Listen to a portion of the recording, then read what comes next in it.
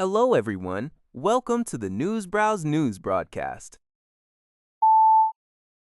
Al Jazeera reports that Russia launched heavy attacks across Ukraine overnight, resulting in at least one death and several injuries. Ukrainian President Volodymyr Zelensky stated that 210 strike drones, including approximately 140 Iranian-made Shaheeds, were deployed. Critical infrastructure and civilian facilities were targeted, leading to damage in multiple regions. In the Black Sea port city of Odesa, port infrastructure was hit, and two high-rise residential buildings were damaged, injuring 2 people. Mykolaiv, another Black Sea shipbuilding town, also experienced drone attacks damaging the private sector. Furthermore, railway infrastructure in the Kharkiv region and 3 districts of the Dnipropetrovsk region were struck by drones and artillery, causing power outages and injuries. Kherson also continued to face drone attacks, resulting in 1 fatality and 8 injuries. President Zelensky emphasized the need for more pressure and synchronized sanctions from Europe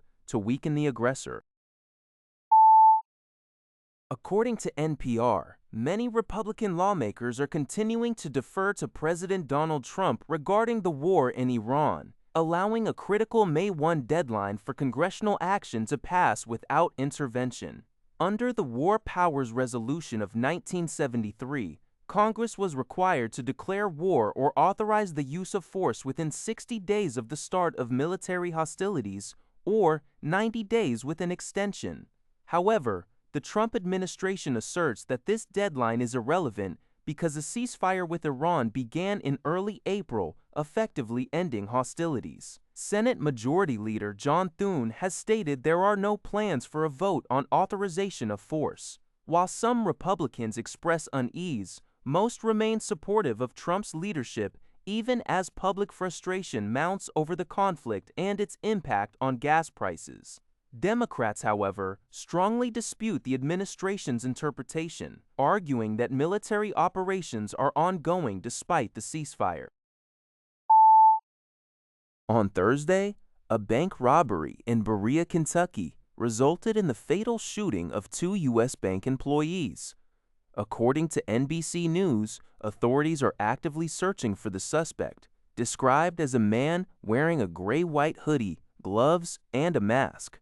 Kentucky State Police spokesperson Trooper Scotty Pennington stated that law enforcement, including local and state police, the FBI, and other federal agencies, are conducting a thorough search using helicopters, drones, and dogs, as well as going door to door for information and surveillance footage.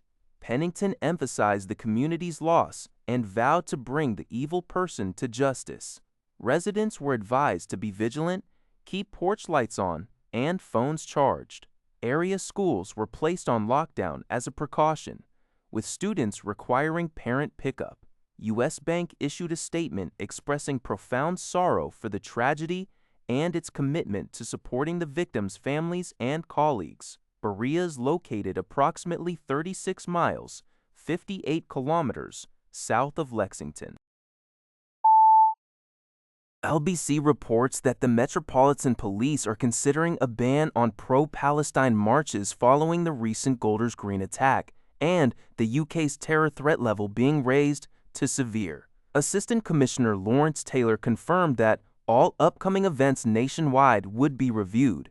This comes amidst calls from some, including Prime Minister Sir Keir Starmer, to prosecute individuals chanting "Globalize the Intifada" at such demonstrations.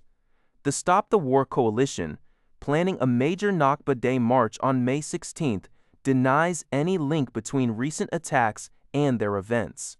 Separately, Met Commissioner Sir Mark Rowley publicly criticized Green Party leader Zach Polanski for an inaccurate and misinformed retweet.